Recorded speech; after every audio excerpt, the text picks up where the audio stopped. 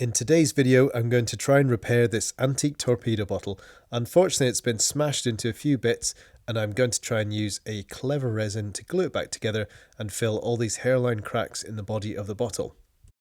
For the repair today, I've got a special resin, I've got some stirrers to mix the resin, some pigments to match the colour of the bottle, we've got some elastic bands to hold the repair onto the bottle, some paper cups to mix the resin, some scales to measure the resin, we've got this paper cup with a hole in it to hold the torpedo bottle, we've got some rubber gloves because we don't want to touch any of the resin, and we've also got a heater to heat up the glass and heat up the resin so the resin flows into the repairs. Now you might wonder how this poor torpedo bottle ended up in this state.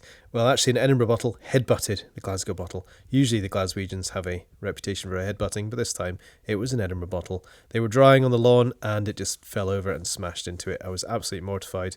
And now I finally got the courage to try and repair it, so let's see how it goes. So step one is to mix up the resin, colour match it to the glass, and then let's see if we can flow any of the resin into these hairline cracks and start off the repair. So usual bonding housekeeping rules apply. We want to degrease every surface that's going to get glue on it. So I like to use a very, very pure isopropyl alcohol or denatured alcohol, which is going to flash off and leave no residue or trace. And you can get this very easily on the internet. It's important to cover every part because we don't want any dirt, grease, which is going to limit the adhesion of the resin.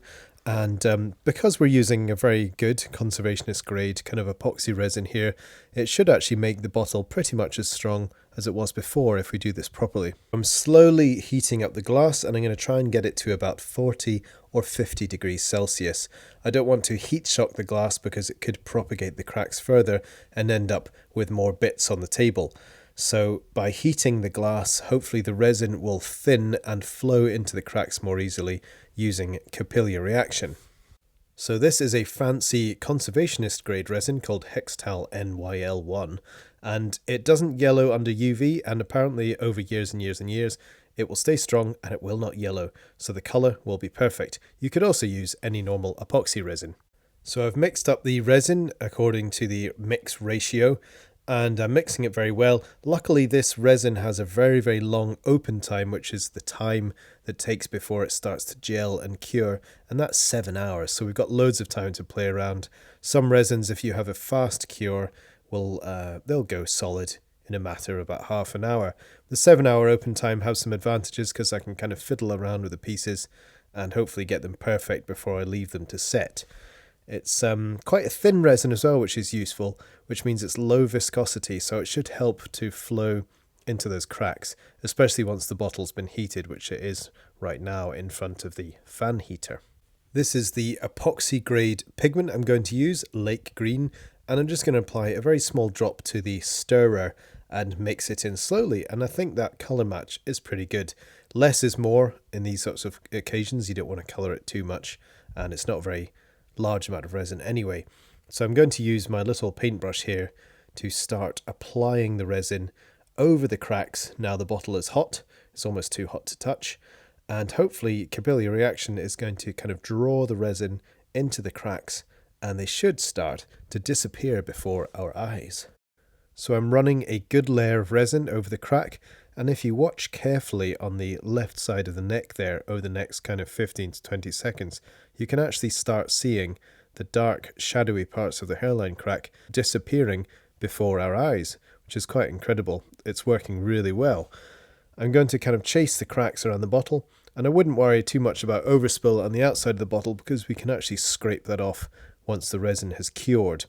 Inside, it's not too big an issue either because it's quite glossy on the inside, so I don't know if you'll see any of the cured glossy resin because I am later going to run a bead of resin on the inside of the bottle because we've got that handy opening and hopefully attack the crack from both sides.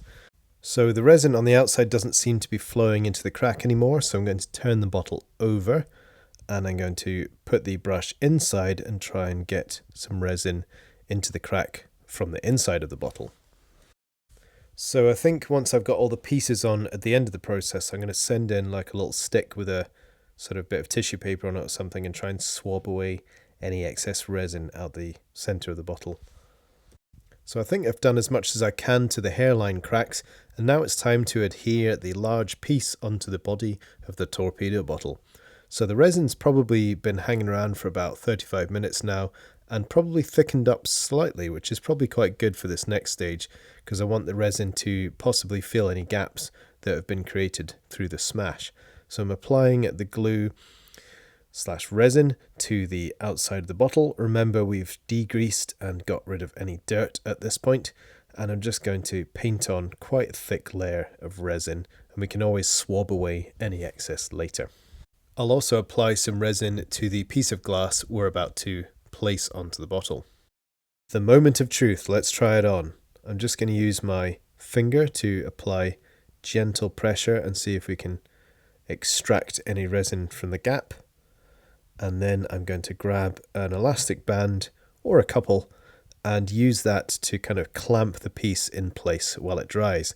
And I said before, the open time of this resin is about 7 hours, so it probably won't be glued and strong for about 10 hours or so in a warm room. I've wrapped a piece of paper towel with some elastic bands around the bottom of the paintbrush, and I'm just sending that inside the torpedo bottle to mop up any excess resin that may have been caused by the middle segment being glued on, and hopefully won't leave any drips or drops inside the bottle. It's starting to look a little bit more like a bottle now. I've got 2 elastic bands on there clamping the centerpiece in. If you were worried about your elastic bands also getting glued to the bottle, you could apply a little bit of cling film first or something like that as a kind of barrier film. Next stage, let's start to glue its blob top back onto the neck. So it's exactly the same process again. We're going to apply some resin to the neck itself and then also to the blob top, which I'm doing now. I'm going to make a nice thick coating, and then hopefully any excess will squeeze away.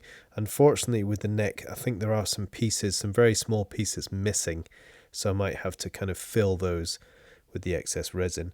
It's gone on really nicely by the looks of things, and I'm just sort of using my fingers to gently position the blob top back onto the neck again. It's looking pretty good. There's a few drips inside, but we can get those later. And I think I probably won't need to elastic band this one because it's made a very nice joint. I think I'll just leave it very still in a warm room to cure. I'm incredibly relieved and proud of the repair so far. Unfortunately, I haven't managed to make the sort of spider crack where the Edinburgh bottle headbutted it invisible, but I suppose it's quite a funny story and a bit of a memento to the history of the bottle. I wish it wasn't cracked in the first place, but here we are, unfortunately, and I've actually learned a very important lesson which hopefully I can use on other bottles I find in the future, or even maybe make resin components to add to bottles. Who knows, that could be the kind of next step to this. So it's so cool seeing it back in one piece. Let's put it away in a warm room for maybe give it a week or something to cure, and then we can start to clean it. So here we have it, the British and Foreign Mineral Water Company Limited Glasgow bottle is complete and repaired. It's looking whole again, and luckily, because it was lock tumbled and slightly hazy, when I cleaned all the excess resin off, you can actually hardly see the spider crack until you kind of put it up to the light. The repair is actually quite crafty and has worked really well. There's a couple of little dinks where maybe minute bits of glass have popped out and got lost, but I could actually come back and kind of infill those and then clean them back again with some very, very light sandpaper or something. But I'm quite happy with how it's looking at the moment. And as I said before, it's kind of a bit of it's a piece of the bottle's history now. And here it is outside in the light. I think one final test to see if we've completed the repair fully is to dunk it in the water, fill it with water, and see if it can hold water again, like the old times. So the bottle appears to be holding water very well. There's no leaks through the cracks, which is brilliant. Here's some close-ups of the side of the bottle. It's interesting to see now it's wet actually if the cracks show up more or less, and it's probably about the same. I guess if I did do a tumble on this bottle, this is how it might look, still quite glossy. But to be honest, I quite like the patina, so I think I'll keep it how it is. Hope this was helpful to anyone who's had a mishap like this, and let me know if you have any questions about the resin or the process, and I'll do my best to answer them.